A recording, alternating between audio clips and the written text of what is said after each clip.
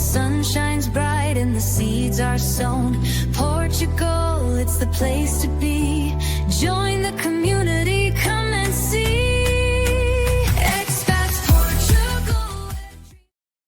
Olá, boa noite. Munson here on the Expats Portugal special webinar for this Thursday evening, the 22nd of January. And tonight we will be looking at Portuguese citizenship. Two really big issues, of course, for the year, the presidential race and how will citizenship change, what's new for people wanting to become Portuguese citizens here this year. So right up to the minute with all the information you need to know, what we know, what's changing and how to plan.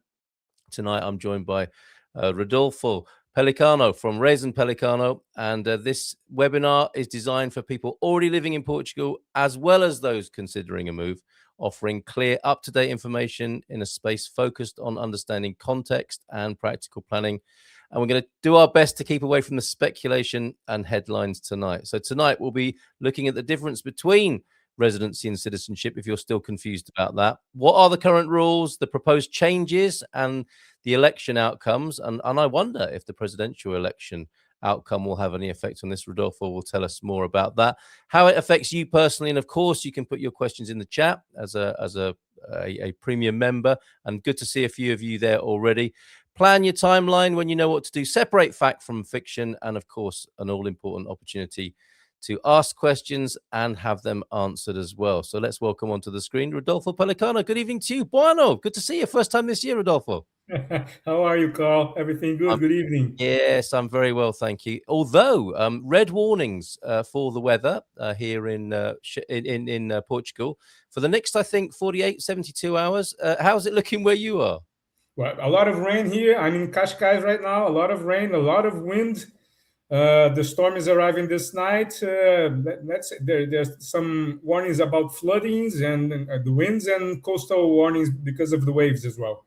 Amazing. This week's storm, I think, is it Ingrid? There is a name. Yep. It is Ingrid. It's Ingrid, right? Okay.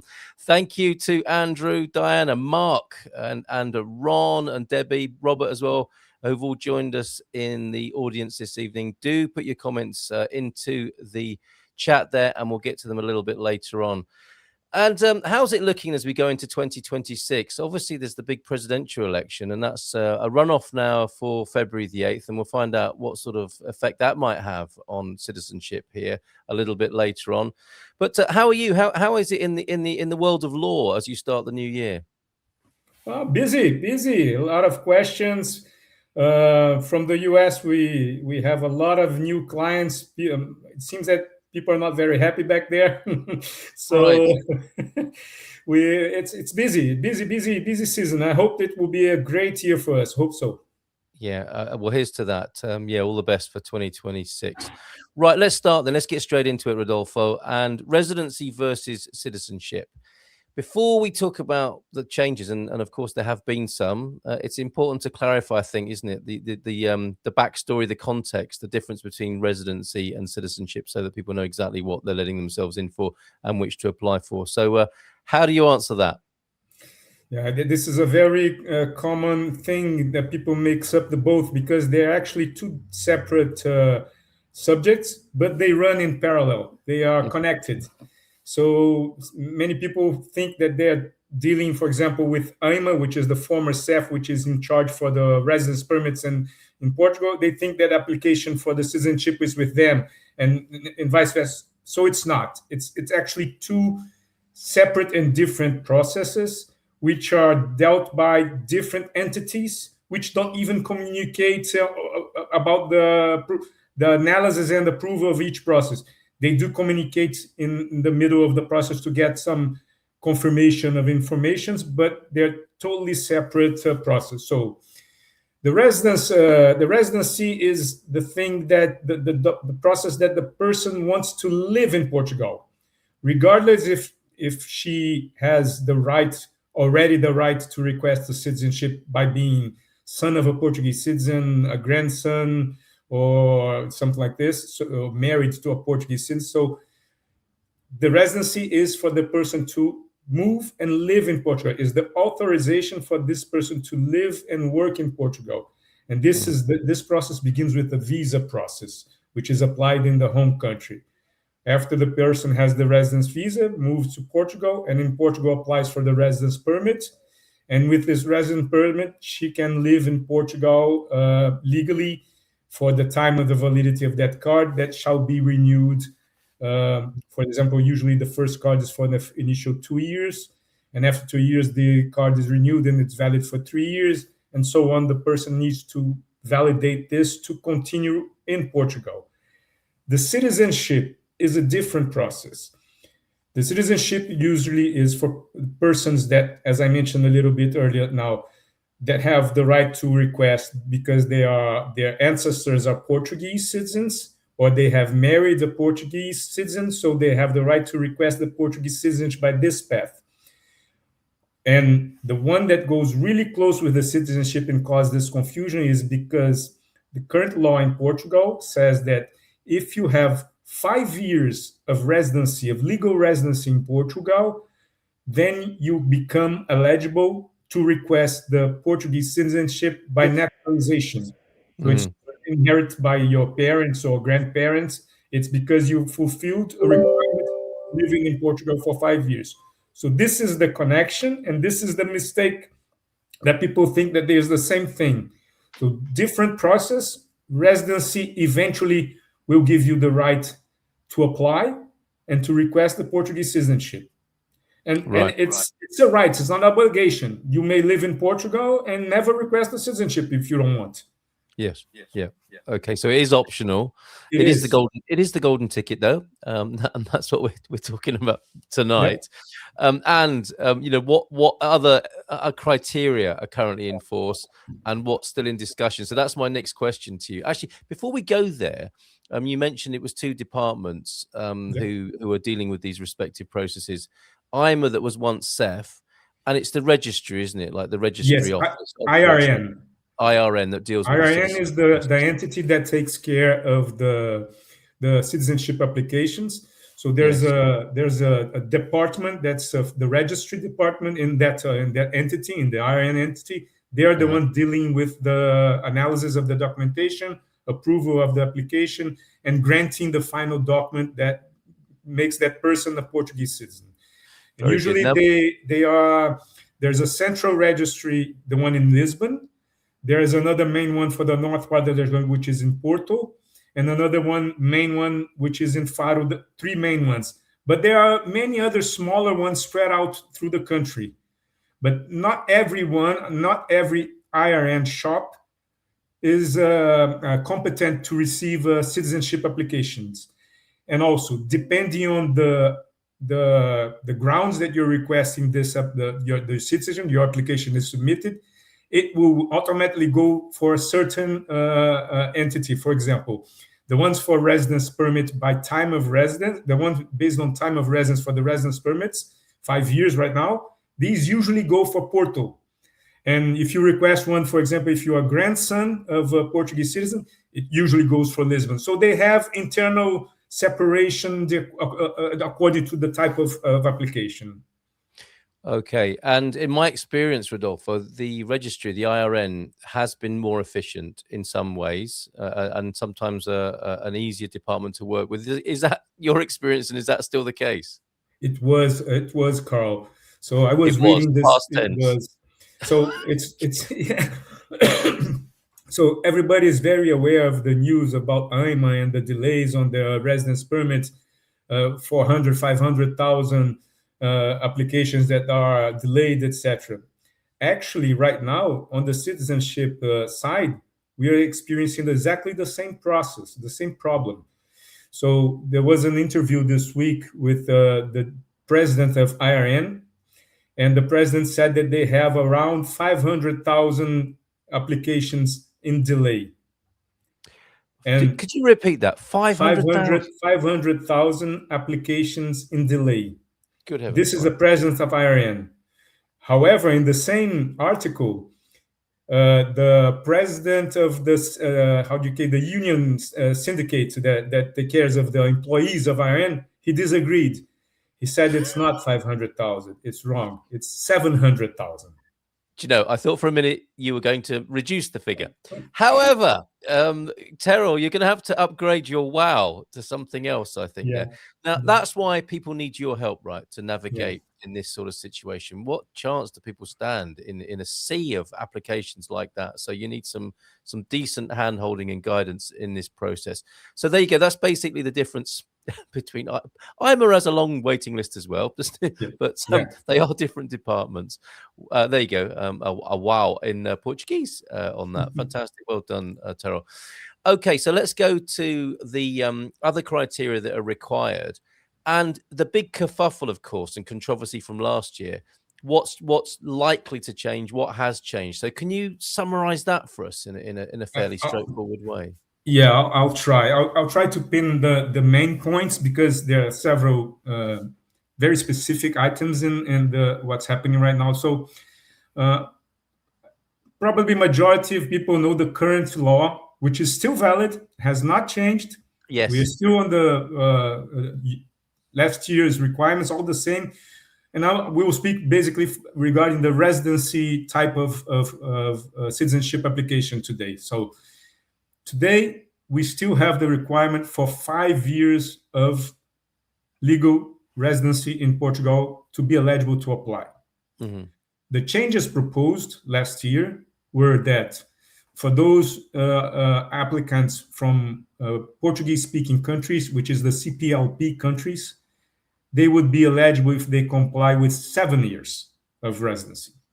And for those applicants from other countries, US, Canada, Australia, whatever, other countries that not speak Portuguese language, they would have to comply with a 10-year residence in order to apply.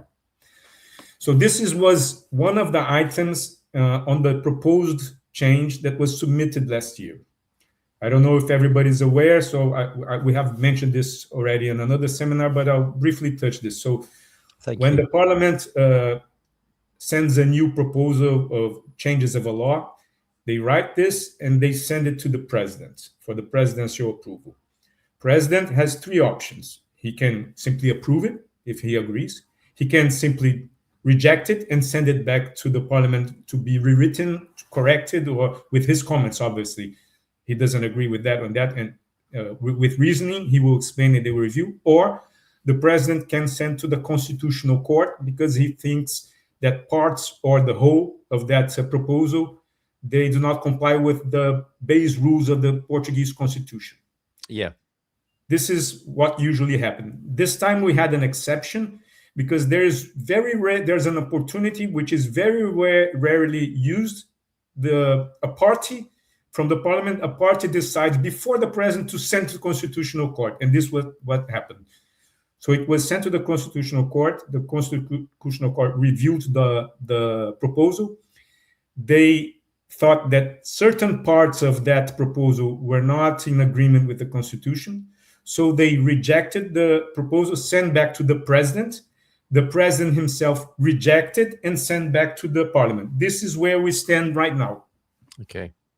So, you want to make a question? And then we have a presidential election, of course. Correct. So this will be on the desk of the new president. Correct. Exactly right. This. So right now the Parliament should review everything that was the Constitutional Court said it shouldn't be there, and they will send again to the President. However, as you just mentioned, we are in the middle of elections. Yes, of course. So, and as I say, well, no, this president presumably has a lead-in time.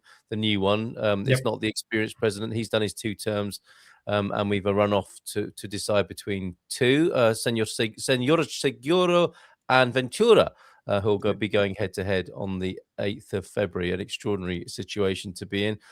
Anything else to say then on this process, on the political process, or anything else that could come in and T-bone us again from another direction? Or are we pretty much home and dry now? And will it just be down to the Parliament and the President as soon as he's in his position? I think it will be this. The Parliament will review and the items that Constitutional Court mentioned. Perhaps there may be internal political discussions after the election, depending who is elected.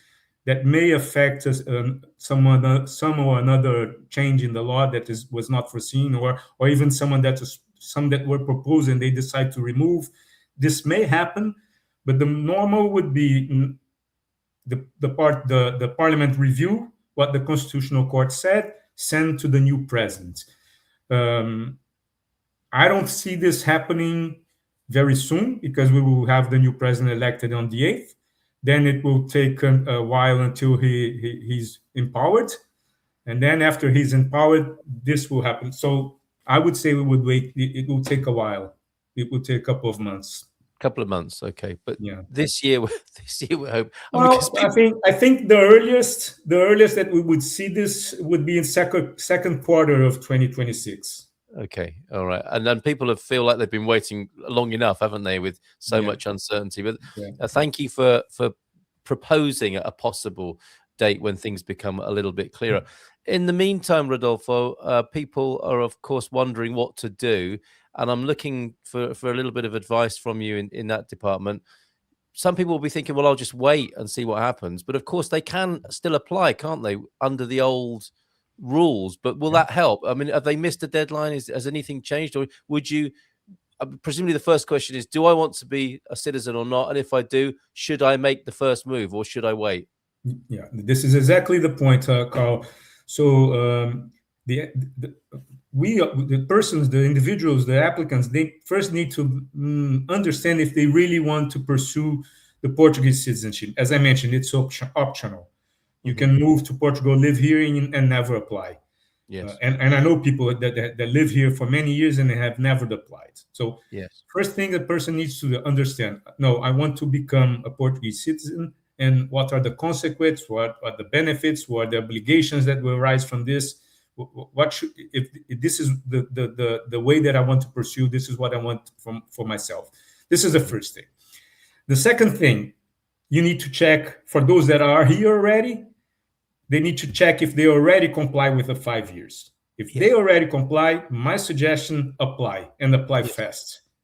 Immediately. If you can, contact us, we will help you. I mean, there are several documents that need to be prepared.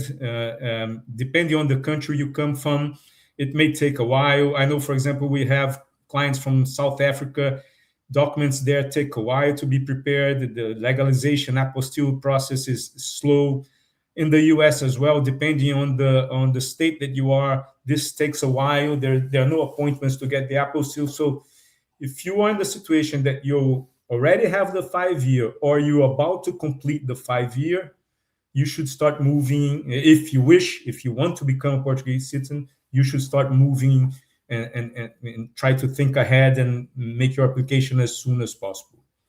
Very good. Okay. And for those people who aren't here yet, who are thinking my long-term plan after serving whatever residency time is deemed the right one and decided in years to come, what should they be thinking?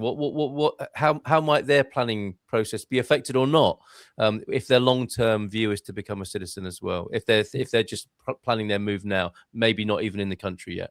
Yeah, exactly. Again, we come to the same point: the long-term view, Carl. Yeah. The person applying for the visa, the residence visa, and for the later on for the residence permit card. Yeah. What is the main purpose of this? Is the citizenship? Is the citizenship a goal? Is that family pursuing that? Really want that?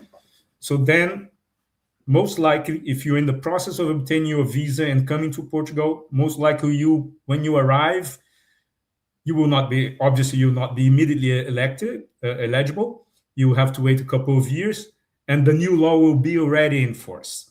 So for the ones that will apply in the future, they will apply under the rules of the law that is valid at the time of the application. Yeah. Okay. So we will have a change in law right now.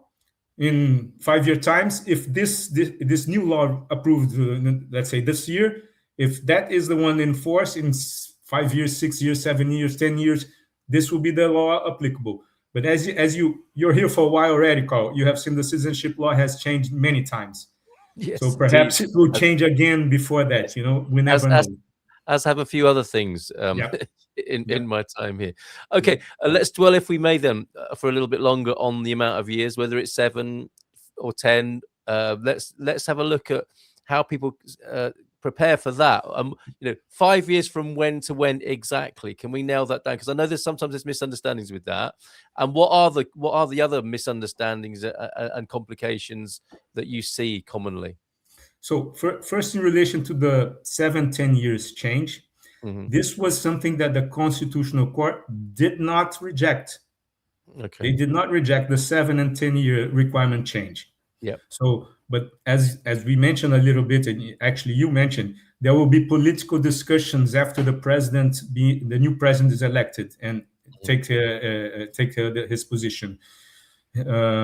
Eventually, in these political discussions, there may be a change to this or not. But this was not subject to the Constitutional Court right now. They did not reject this part. So, okay. Yeah, this is important. But sorry, I missed the final. Now Well, the misunderstand. Well, before we go to common misunderstandings and where people can go wrong, or the pitfalls, counted from when to when? Yeah, so that's it. So when you set foot in the country, when you get your first residency, what and in that, when should you think about applying? Maybe you could give us some sense of timescale. Yeah, sorry. So okay, so let me bring it back a little bit. At the beginning, when the process there were no delays, everything was smooth and running. A citizenship process was approved in 3-4 months, 5 months, 6 months max. So at that time, and even the AIMA process, the applications for residence cards, it was very fast at the past. So at that time, for a citizenship process, we would consider the date of when the card was issued, because it was very fast. From the arriving in the country and having your appointment and having your card, it would be 1-2 months. Didn't affect at all. So we would consider that. With the delays, with the several delays that everybody has been experiencing and reading and hearing from everybody, there was in 2024, there was a proposal what we have been nicknaming as a grandfathering, the time of a grace period.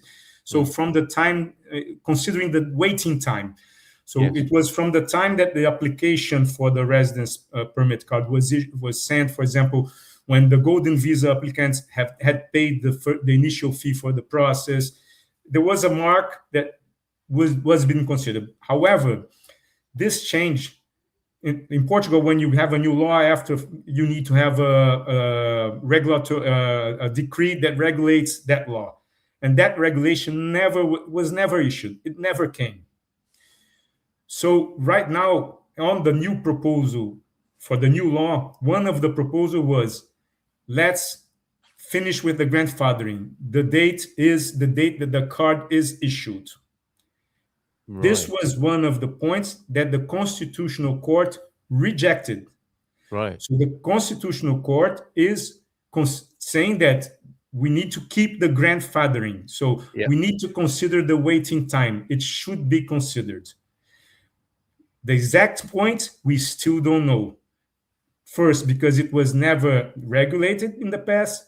And now we believe that with this rejection from the Constitutional Court, the new wording, they will probably insert a proper or a definite date or a definite moment or some milestone that shall be considered as a real time. So being conservative, what I would say is the date of the issuance of the card, which is not fair, because some people are waiting for the card for 4 years, 3 years.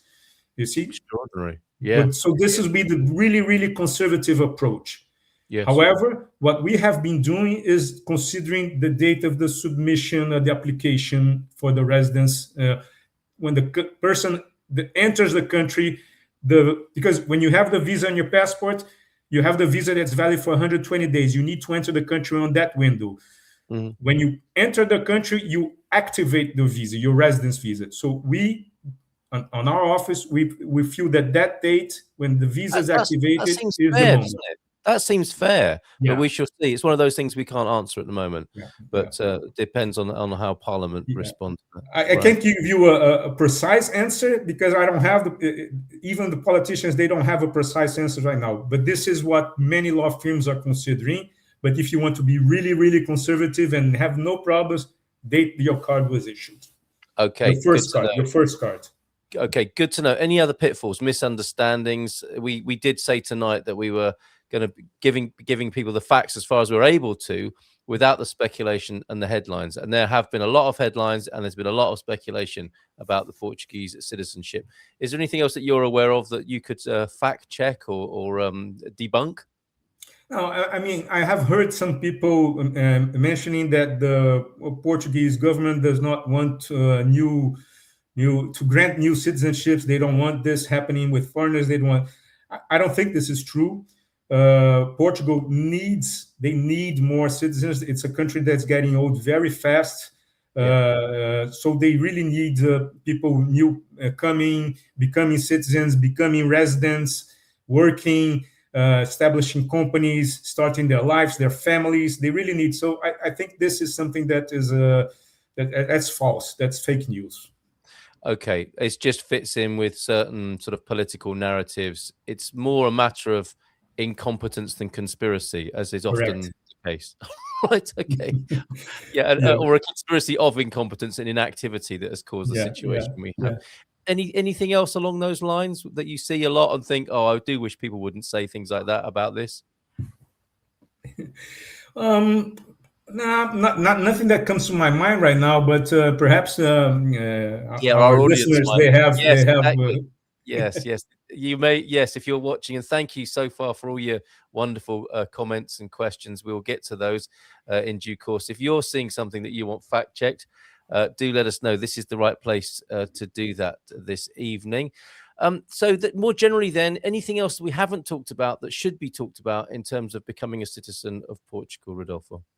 So another thing that is important, one of the requirements, if you're not from a Portuguese-speaking country, you need to present currently A2 level Portuguese certificate. You need to be proficiency in Portuguese at A2 level, which is not very difficult. Okay, it's a basic Portuguese, but you still have to present that certificate.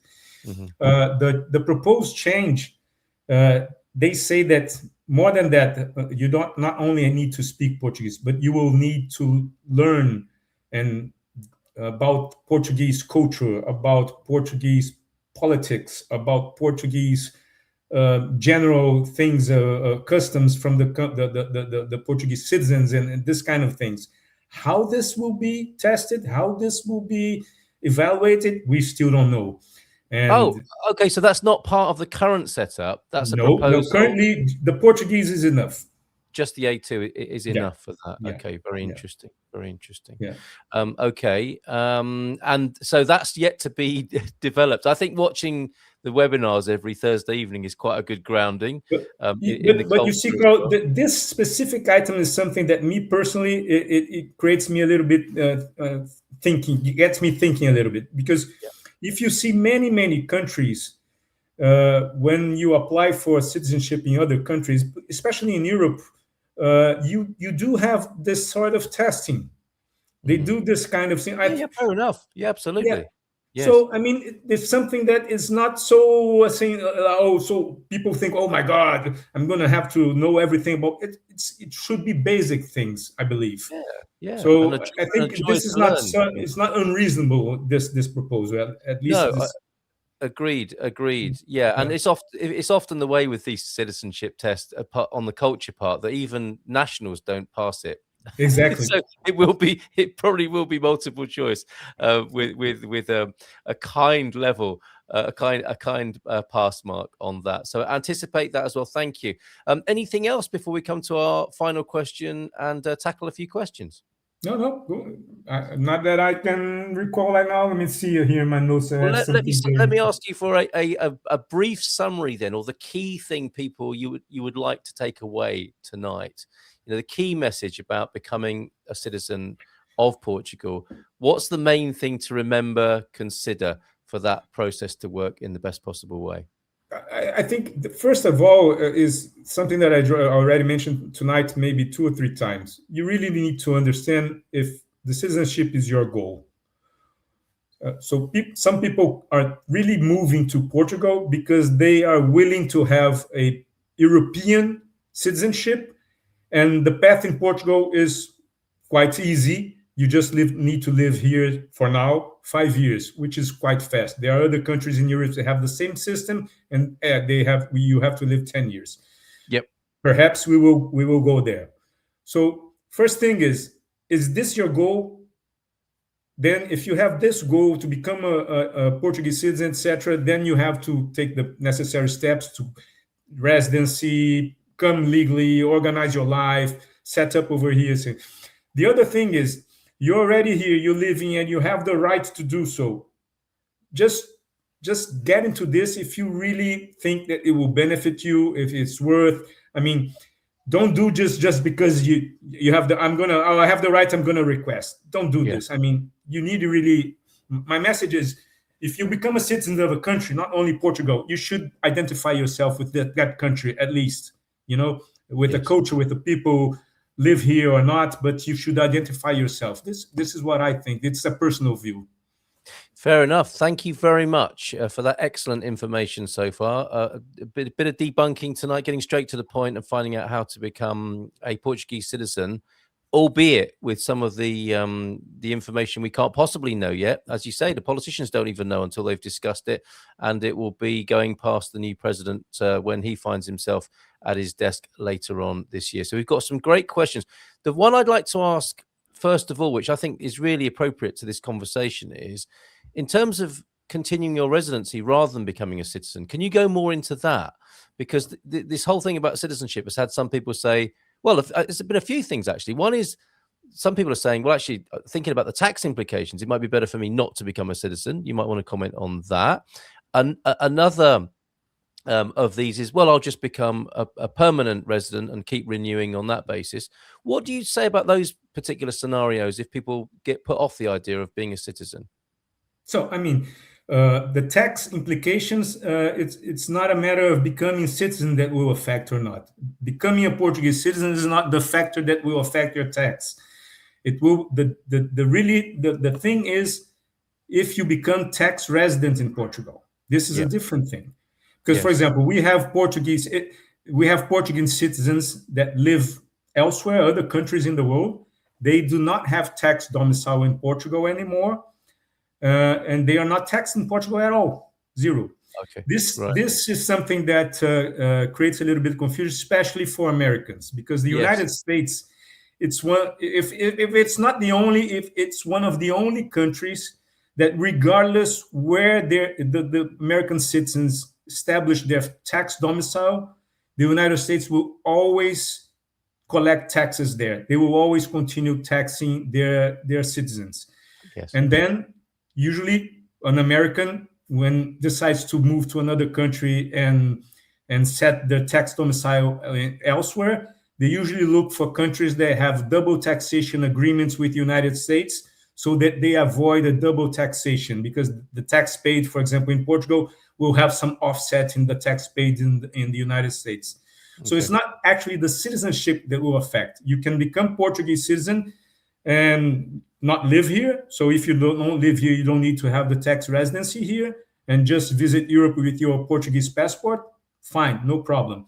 But if you become tax resident here, and as I said, you don't need to be a Portuguese citizen, this will affect, for example, we that are residents in Portugal. Yes. Because if you're a resident in Portugal, even with the temporary residence or with the permanent residence, what the tax law says is, if you're a resident for more than 183 days per year, you should become tax resident in Portugal. Okay. This is the factor that affects. I mean, it doesn't matter if you're a Portuguese citizen, American citizen, Brazilian citizen, doesn't matter. It matters if you have your tax domicile in Portugal. And then we should make a seminar about tax. Oh, it's a perennial. We most certainly will at some point with Pedro Franco, I'm sure. Yeah, correct. Thank you for that part. The other part, of course, being, well, I can't be bothered with this. I'm just going to keep renewing my residency. How would you comment on that, and how do people do that? Because it's quite confusing, isn't it? Permanent residency is a temporary thing in a way, but could you clear up that distinction for me? Yeah. So the what they call the permanent residence, what the law says right now, after 5 years of temporary residence, you can apply for the permanent residence, which you're correct. It's permanent, but it's not. You need to renew it. So every 5 years you need to renew it. There are some requirements that you need to comply. One of them is the time that you stay inside the country and not outside, which is different from the temporary residence and the permanent. They have a difference in time there. Okay, good to know. But there are certain requirements that you need to comply, and then you will be able to renew. Although it's permanent, you need to renew it anyway. You can do this. You can just continue renewing your residence and living here, and there's no problem. You can do this and never become Portuguese. It's a matter of your life is okay. You will be tax resident in Portugal. You will have your job, or you will retire here. You have your house. Eventually, you have a company or not, or you're working remotely or not. It really doesn't matter. You will be legally living in Portugal. You will be you have a residence card, temporary or the permanent, and this will give you inside Europe status of European Union resident. That's it. Good to know. So people have been unsettled. Oh, I've got a cat that's trying to knock over my camera at the moment. This is usually what happens to Astrid rather than me. I think I need to get this guy on my lap here rather than having him wandering around dangerously in the studio. People have been unsettled just recently, Rodolfo, haven't they, by what's been going on with this process? And the idea of permanent residency, people have been thinking to themselves, well, okay, and let me just check something with you. Is it AIMA that are doing that? Yeah. Okay. Yeah. So, and AIMA have got a little bit more fussy with some of the processes. Do you anticipate permanent residency remaining a fairly straightforward matter, or do you anticipate some changes there? I haven't seen proposals for changes there. It should continue very straightforward. The problem will be the same that we see in the temporary. Is what I see the problems with AIMA is, first, the big delays, the huge backlog that they have. They're improving. They are clearing a lot of them. Yeah. The second is the inconsistency with requirements among different AIMA sectors. So if you go to AIMA Lisbon, they say one thing. This happened with me last week. I came to AIMA in Cascais with a client. I tried to do something. I called the supervisor, everybody, and they said, no, this is an internal order. We cannot do this. This comes from the board of directors of AIMA. We did this in the past. We cannot do this anymore. The next day, I had an appointment at the central AIMA in Lisbon. Same kind of appointment, same situation. And I told them, the guys, I would like to do this. Oh, yeah, we can do this. No problem at all. We understand that it's very difficult to do the other way, so we are accepting. Wow. So in 24 hours, I had totally different, really opposite answers from the same entity. So this is the greatest challenge for me to deal with these guys. These guys should have a consistent approach, a consistency on the requirements that require the correct documents for everyone and the same documents for everyone. Obviously, depending on the type of visa, the type of resident you have, you should present certain documents.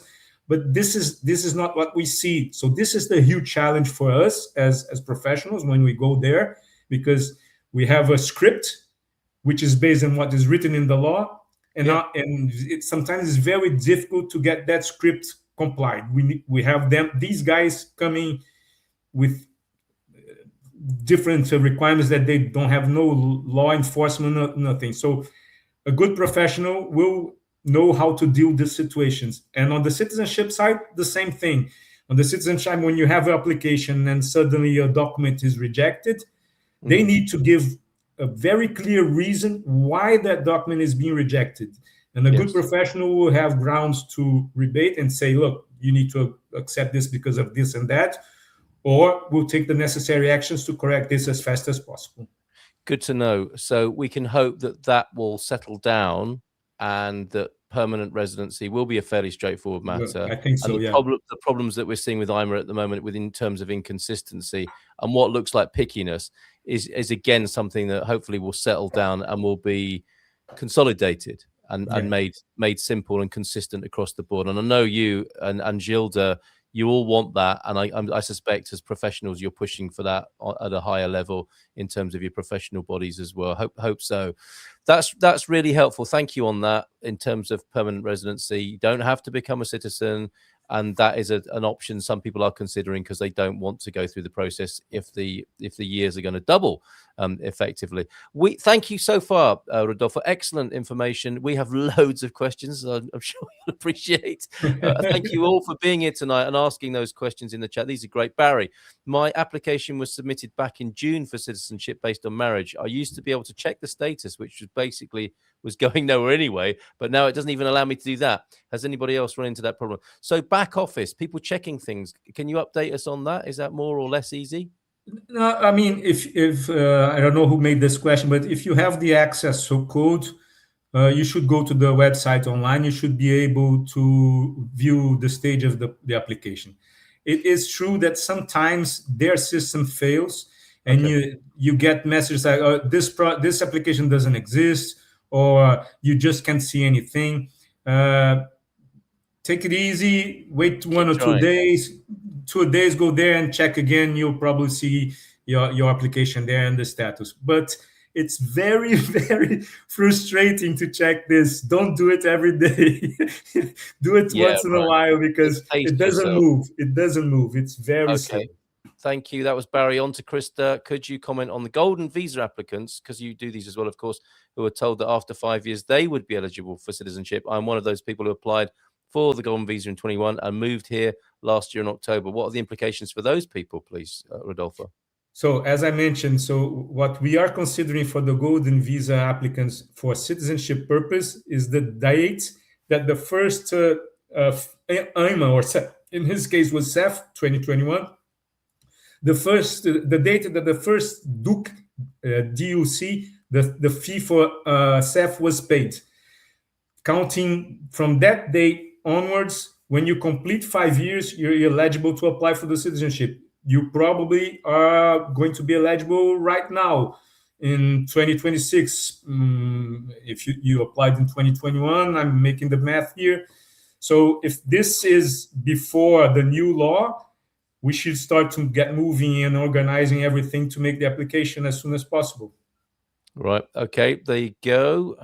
That was for Krista there. Feel free. Hopefully we've addressed, I'm sure Rodolfo has addressed what you needed to know. If there's anything else you do need to know, keep those questions coming in the chat.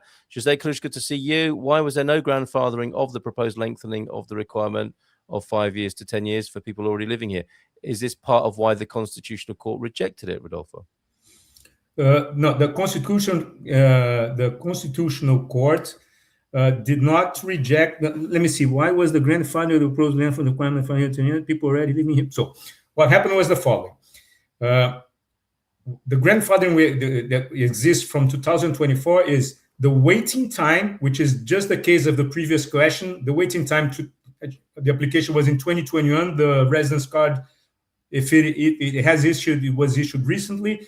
So this waiting time should be considered. This is the grandfathering. That's what proposed, and that's why we considered, for example, in the previous question, the date that the first fee was paid. What the proposal for the new law was that this waiting time should not be considered, should not be grandfathered. It should not be considered at all. And the Constitutional Court said it should be considered. The waiting time should be considered. So now it's back, and we will see what they will write about when is the correct date for us to consider, but right, unless they change again everything, but the grandfathering of this period will be considered. For the changing of 5 years to 10 years, this is another thing. This has nothing to do with the grandfathering of the period, the waiting time. This is a change on the requirement itself. So this is still a big point of question mark, and this will, from my point of view, this will be a lot of fights, perhaps even in court, because the golden visa applicants, they made a huge investment. Even D7 visa as well made a huge investment. Some people sold their houses and bought new houses over here, changed the whole life. with the expectation in 5 years to apply for the citizenship, which was their main goal. Sure.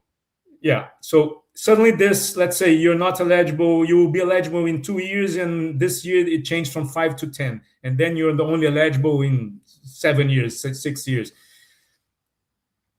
This will be the law that will be applicable for the application.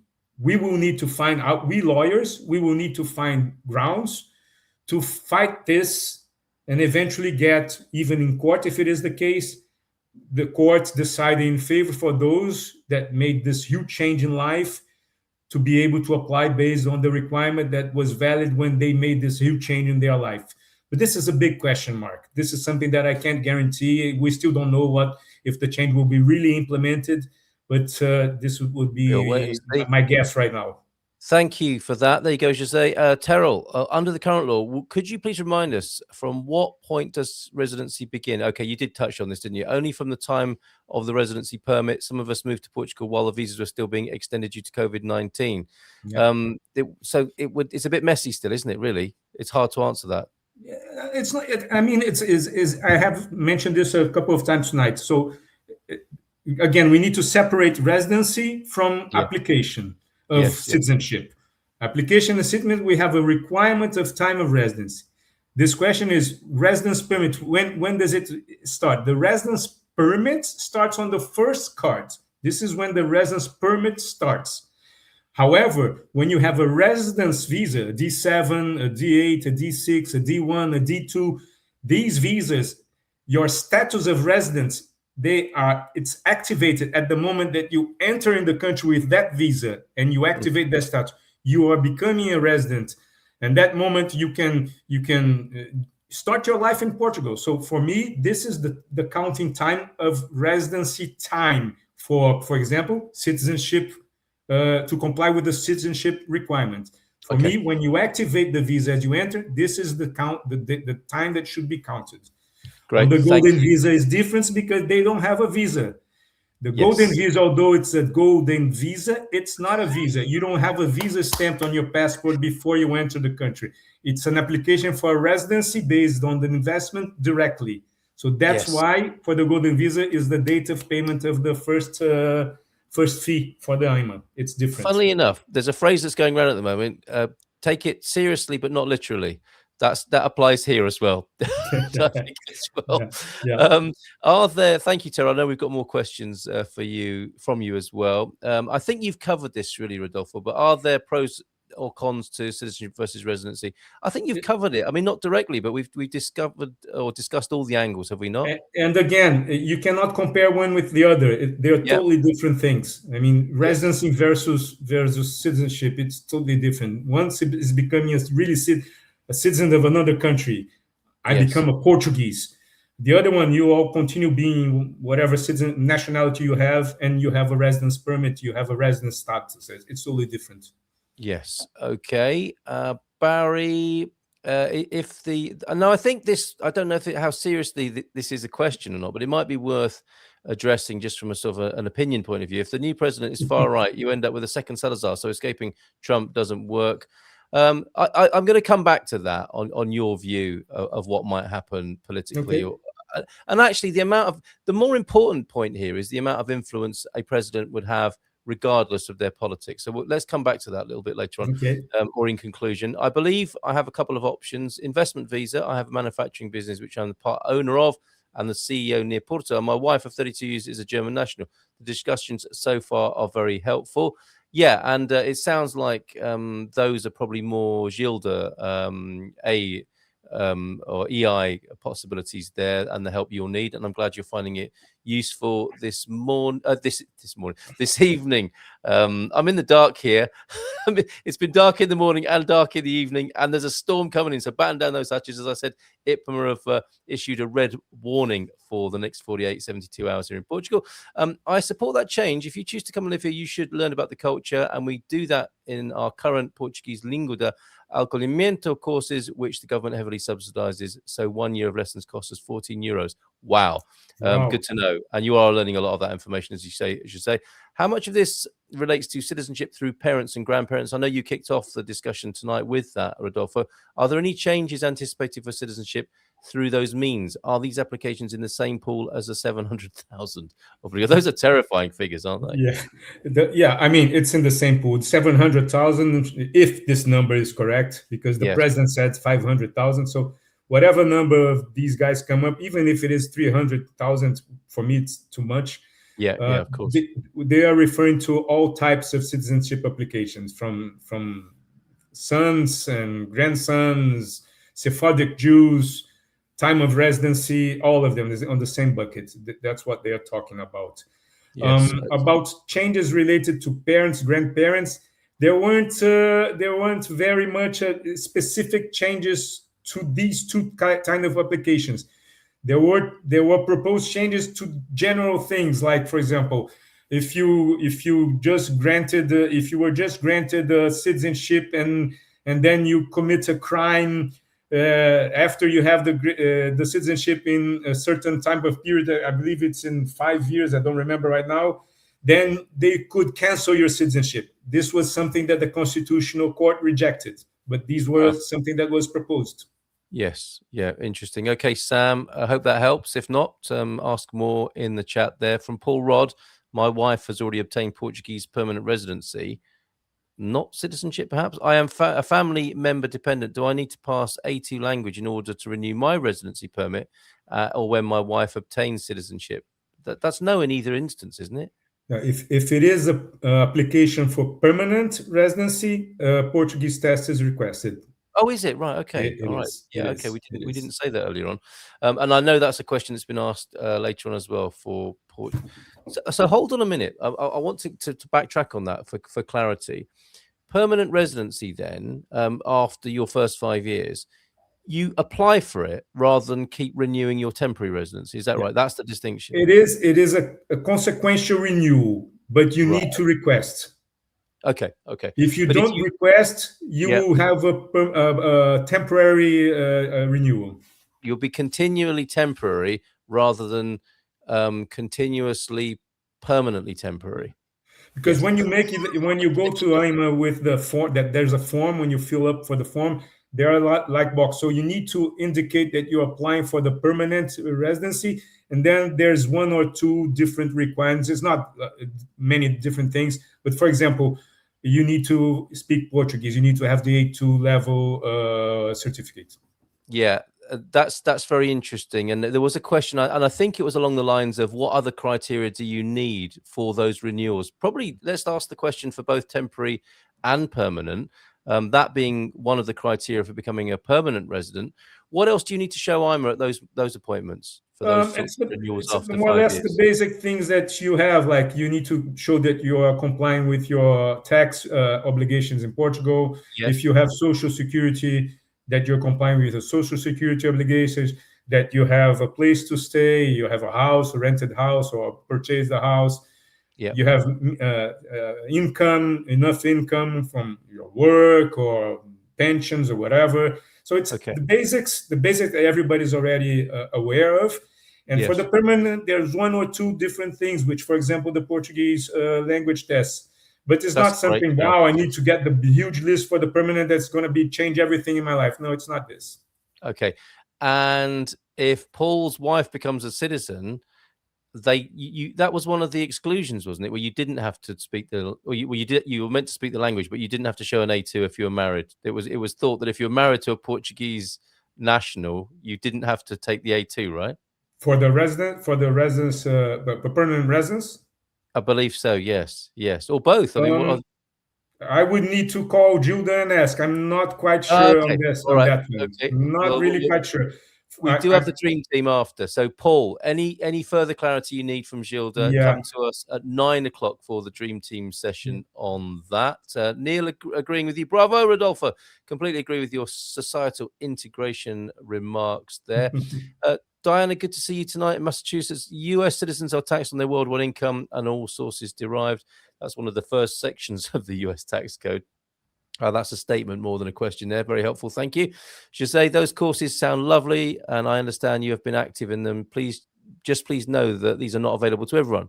There's no such thing out in my rural area, so it takes other approaches. And there are many approaches once you scratch the surface for learning Portuguese, Philomena being one of them, the new A2 course with Expats Portugal as well. If you obtain permanent residency, you can stay in the country 182 days only and abandon the tax residency. Is that right, from Alex? I'm afraid not. I mean, if you have a permanent resident, you are a resident in the country. There you go. Okay.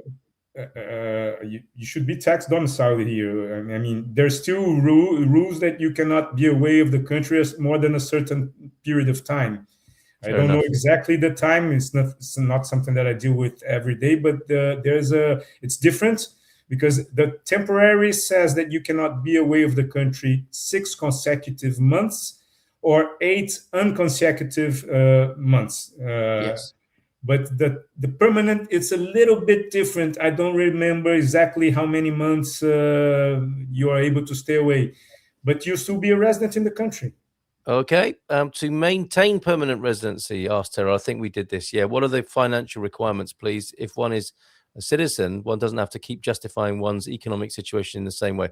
That is correct, isn't it? To do the last part first. Once you're a citizen, you obviously have to keep up to date with all of your social security and taxation requirements like any person in the country, but it's not a requirement of ongoing citizenship.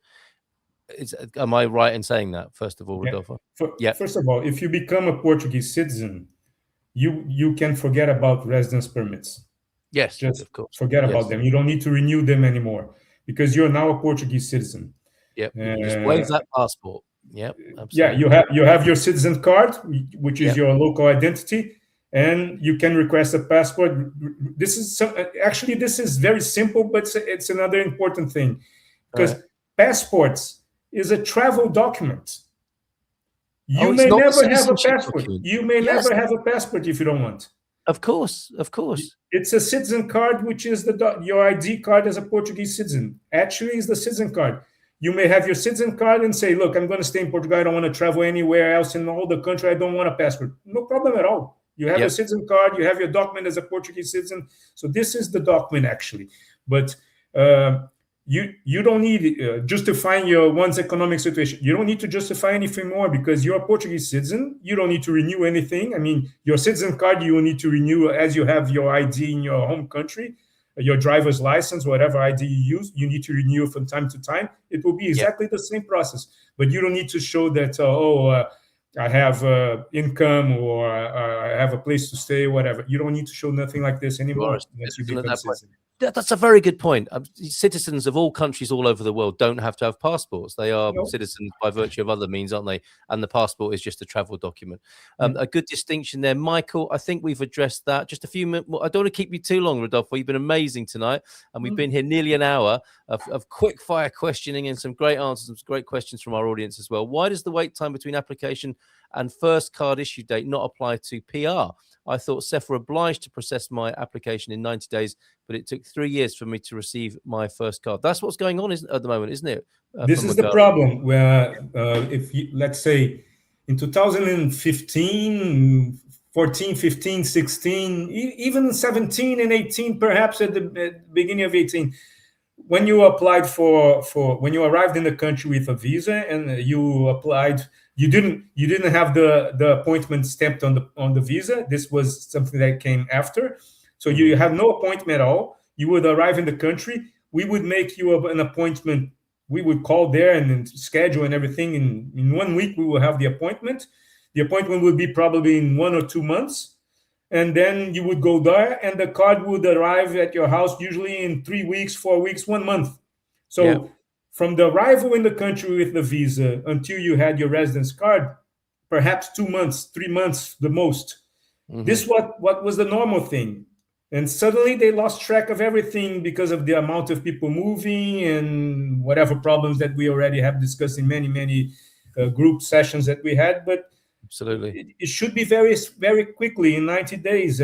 Even the citizenship, if you go to the citizenship law, once you applied and submit your documentation and the documentation is received, they have 90 days to grant the citizenship. 90. Wow. Right now, more than 3 years. It's incredible, isn't it? That breach of the law. But there you go. That's where it is at the moment. Magari 24. I think finally here, a warning from Diana. Passport warning to dual citizens with a US passport. Never display your non-US passport to a US border agent. They are allowed to confiscate it. Not that they will, but they're allowed to apparently. I didn't know that. Interesting. That is interesting, isn't it? Barry's asking you a question there, Diana. And finally, then, so we don't keep you too long, and we'll have a little pause before we go to the Dream Team session at 9 this evening, where other professionals will be among us and with us to answer your questions on all aspects of moving to Portugal with Expats Portugal here. With respect to citizenship application for the spouse of a Portuguese citizen, is there an age limit above which the A2 requirement is waived? That was one of those things that was knocking around in social media. There's never been an age limit criteria, has there, for the A2? Not that I'm aware, but however, there's a criteria that you can waive the A2 requirement depending on how long have you been married.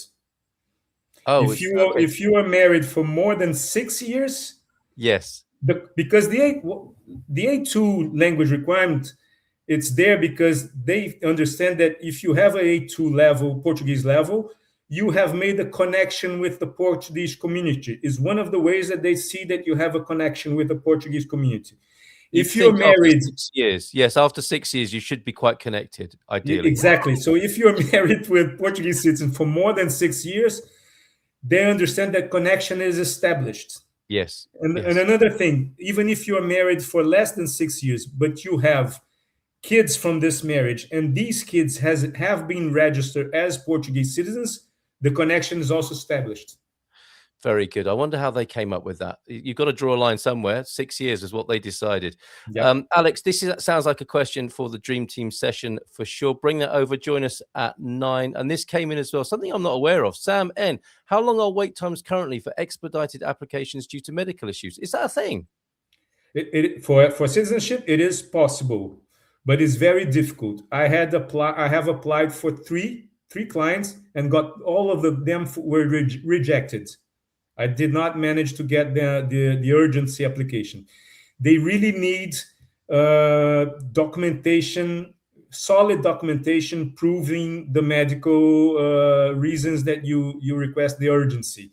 And usually this urgency is, for example, medical reasons. It's that you need to demonstrate that you will require medical treatment in Portugal, and that if you are a Portuguese citizen, then you have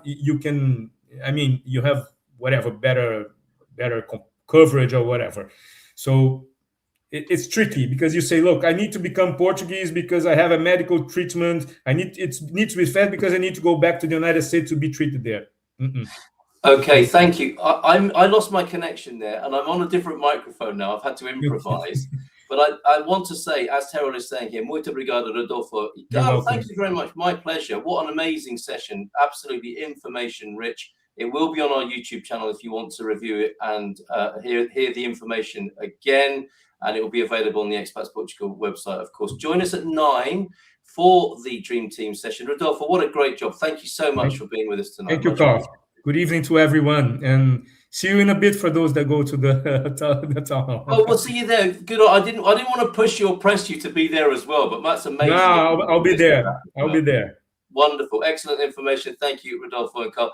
I've got our music. If you'd like to stand for the Expats Portugal theme tune, but before that, we've also got the Kipper Tree ad as well. Rodolfo, thanks so much, and thank you to our audience as well for being here tonight.